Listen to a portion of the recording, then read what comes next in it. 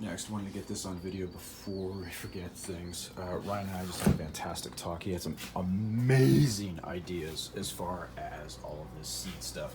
So he's saying all of the seeds that we don't use can go right down in this drawer, and we can put big paper on the front of them, you know, seeds not used, and then use butcher paper and cover that shelf right there so nobody looks down in there and goes, hey, what's these seeds, when they can't find what they're looking for. That'll clean out almost everything that's up here, really. We only use 12 to 13 different kinds of product. 15, I think, no, like 15 because of the super greens. So there's so much of this that can all just go down below there, cover it up.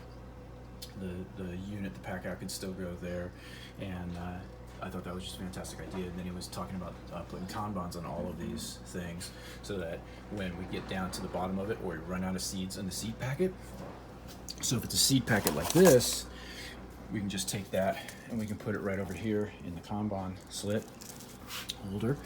If it's one of the bigger things like this, then on the back here, or maybe even on the front, I don't know, we put the Kanban card. And then for these guys, we would want to somehow wrap it around. It's just, we would have to be able to put it back on. So maybe Velcro strips are the way to do it.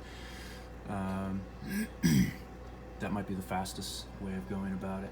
Not really sure, but there's those just some great ideas that I wanted to make sure that I got on video so that we didn't forget some of the stuff. The other really cool thing would be, I could see, is putting on the shelves themselves, like little placard, little pieces of paper that are attached to the shelves to show where things go. So when somebody pulls that out to refill the pack out, they know where it goes back, so it doesn't go back in random places. And then if we have a standardization where everything goes the same place every single time, everybody that deals with seeds will know exactly where it's at.